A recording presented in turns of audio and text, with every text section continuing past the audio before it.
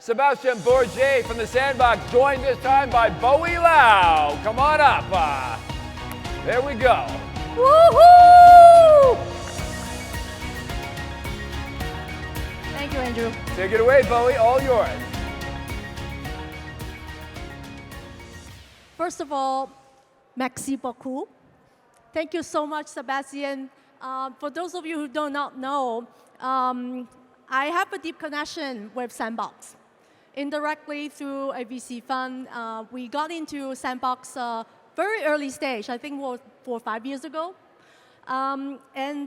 Recently, with the Hong Kong, pandemic all these years, we were trapped in Hong Kong. We have very strict travel restriction. And because of that, for all the events that I get involved, Sebastian was super supportive and was able to join virtually most of the time. And until today, finally, he managed to come all the way from France to Hong Kong to have this fireside chat with me. So thank you so much for joining us. So thank you. And thank you, Bowie, for your support since the beginning. Absolutely. So you are the practitioner in this NFT metaverse space. But for those of you who might not know, could you please share, what's the overview development in the space for the past few years? Absolutely. So Sandbox has been one of the pioneers in blockchain gaming. I gave you a presentation of what it is. But I also am the president of the Blockchain Game Alliance, which is an organization that now counts over 500 members, and which mission is to showcase the possibility of blockchain technology within the video game industry. As a pioneer in the space and the president of Blockchain Game Alliance, we really see how things have been evolving and evolving very fast in this early phase of adoption. And I think we have seen all the rise of NFTs, the rise of profile picture collection, the rise of the GameFi or play to earn, play and earn, and all the variant of it in the business model. And we're starting to see a phase of maturity where the audience are still growing despite maybe the market condition or market fluctuation. More and more serious game developers are entering the space. We are seeing companies from Ubisoft, Atari, Square Enix, but also large corporations from Web2 have been stepping in and using the technology. And we are also seeing a greater number of products that coming live than before. Past year, it was a lot of raising a project coming with an ID, launching an NFT collection, raising fund maybe with a token, but still no product behind. Right. That was a little bit frustrating for the audience, and it drove as well some negative side on the industry as a whole. But this year, any project that's launching, they tend to have a live first version of a game that people can engage with. And all the successful collections that have been launching are immediately usable. So I think it's a great step in. And it will, from now on, we're going to see an increase of adoption more from the gamer audience and creator audience than just necessarily the pure speculator and investor, which are important but shouldn't be the dominant portion of the industry. So you are the president of the Blockchain Game Alliance. So my question is, how is blockchain-based gaming disrupting the gaming industry? So blockchain can be used in different ways. The simplest is the true digital ownership of assets, meaning users can own part of the content of the gameplay, if not all the content of the gameplay. Think of it like the characters, the equipment, the lands, typically.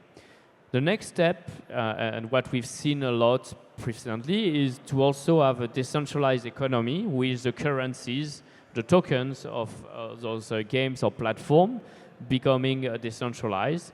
It comes with challenges, definitely, and that's something we're seeing less this year, but I'm sure we'll get to dig a little bit more on that right after. And then also like decentralized governance, like that's involving the players and the community to participate in decision of how the game should evolve, what the game rule. Through DAOs, for example, is essential. Ultimately, the full form of decentralization is having everything, including the gameplay rules and logic on chain. Some games have tried, but so far that's not really what's taken off because of, I would say, more the limitation and capability on the number of transactions needed. And, well, there was not a real reason yet, except a very few rare cases. So, yeah, those are the different, it's an overview of what's possible to do with blockchain. Sure. So nothing is perfect, right? There must be some pros and cons in decentralized game. In your views, what are the pros and cons? So the pro is really putting back the power into like the players first, then the developers and creator, and pushing back to stores to have the lowest part of the value contribution, as opposite to right now. If you publish a game on the App Store, Google Play Store, they take 30% of your revenue. For what? Because they drive audience, but you still have to pay for user acquisition. So in the end, like, what's their role really, except like the basic install? Platforms like Roblox as well have been taking off most of the values they bring. And that is not healthy for the industry because developers are struggling. They need to find ways to monetize. Usually they do that through advertising because users have been reluctant. Only a tiny portion of users are buying in Web 2 and free-to-play, 1 to 3%. And why they are buying, like the content they buy, they don't really belong to them. It's very perishable, so as soon as there is a next event, the previous content you bought become useless, so it doesn't hold value and couldn't be resold after a while. So that's one of the core benefits, like developer sincerely wants to give back that power. Also, they are looking for new form of gameplay. Basically, once you enable your users to own assets and participate eventually in the governance of those games, you can invent and develop new gameplay than what we've seen in the traditional game industry. Frankly speaking, the space of mobile gaming is becoming saturated and only a repetition of a success recipe with little variance. So the top grossing game haven't moved for many years. Typically, you need million or tens of millions of dollars of marketing to push a new title in the top. And because of this free-to-play 1% conversion, it's always about starter pack, gacha pack, live ops. So every month or so, they launch a new event and try to maximize selling content instead of maximize giving value to users. So maybe you sell once, but you focus on giving value by continuously delivering service. And then you optimize your gameplay for users to want the assets from other users and trade them. And that's very different. Like when you earn many times thanks to royalties rather than only once when you sell the first time on the primary sale, that enables to drive new format of entertainment. Also, we've seen that last year and it keeps growing, like putting back the power in the hands of users has enabled the development of a whole ecosystem where guilds of players, scholarship have playing a major role in like driving new users, training them, and participating to the whole gameplay and economy. I'm mindful of the time, but I have many questions I still want to ask you. Challenges, maybe. Sandbox own 166,000 plus pieces of land. So I'm sure many of us own a piece of land. Who owns the land? If I have a piece of land, how can I monetize it? What am I supposed to do? I mean, lots of us want to know. So thanks for being a landowner already, if you are.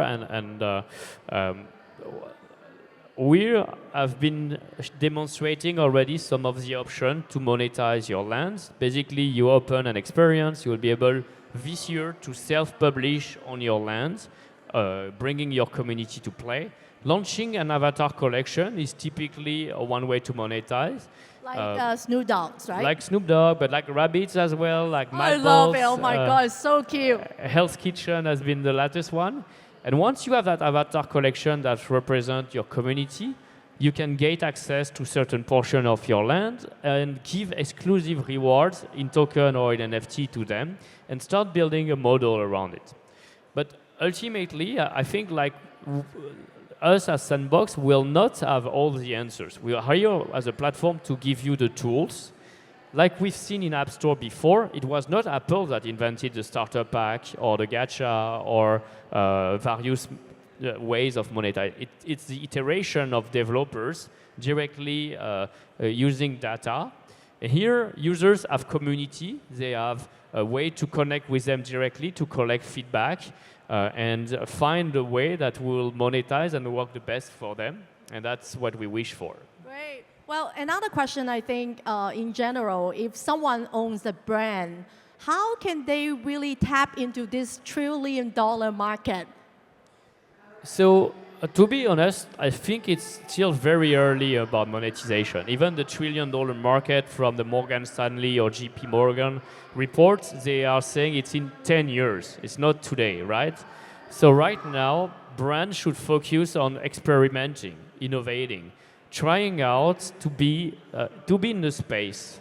Because by being in the space, by connecting with their community, by moving from thinking of user as client and customer, but more as members of a community, by giving them NFT and value and encouraging them into creating, they are getting a learn of value back from that.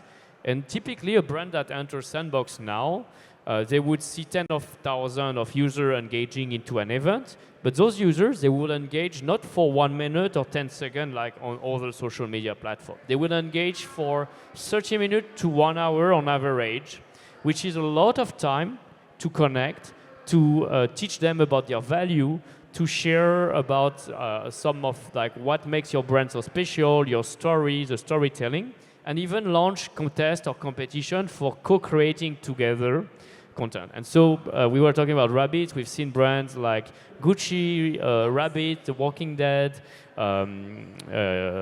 Ledger. We've been very successful. We were hosting in our office Ledger. They mentioned they had 300,000 unique players and more than 4.9 million quests completing where they educated their audience towards digital security. If they were trying to doing that in Web2 traditional media, they would have needed to spend millions of dollars to potentially get the same reach and engagement. So I think right now it's all about creativity and engagement. Awesome. And I know you have a Partners Day on Monday, April 3rd in Coral Bay called Blueprint. And you will be inviting a lot of partners to join us. And actually, I will host 2 sessions with you on that day. And many of you are welcome to join. And these are the team members. Ask them for the Eventbrite. The event is free. Please do join us.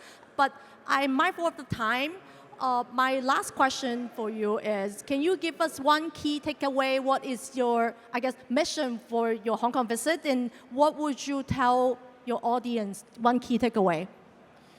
So it's been 3 years since I've been to Hong Kong. Actually, all my team who have been doing an amazing job here, making Hong Kong one of the